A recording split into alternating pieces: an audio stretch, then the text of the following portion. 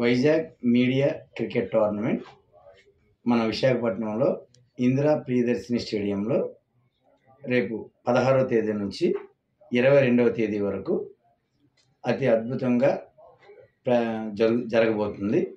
మరి చాలా మీడియా మిత్రులందరూ కూడా దీన్ని చాలా ప్రెస్టీజియస్ కింద తీసుకోవడం జరిగింది. ఎందుకంటే ప్రతి క్షణం కూడా ప్రజలకు ఏదైనా చేయాలి, సంఘానికి ఏదైనా చేయాలి అని పరితపించిపోయి వాళ్ళు భార్య పిల్లలను కూడా విడిచిపెట్టి 24 గంటలు రాత్రనక పగలనక వాళ్ళు పబ్లిక్లో సర్వీస్ చేస్తూ ఉన్న వాళ్ళు ఏదో ఆట విడుపు కింద ఒక 4 రోజులు ఈ క్రికెట్ ద్వారా సేద తీరాలని అనుకోవడం అనేది చాలా మంచి విషయం. మరి క్రికెట్ అనేది ఈరోజు ప్రతి చిన్న పెద్ద అందరికి కూడా ఇష్టమైన గేమ్ అది. మరి మీడియా మిత్రులు కూడా దీని ద్వారా చాలామంది యువతకు స్ఫూర్తిని ఇవ్వగలుగుతారు.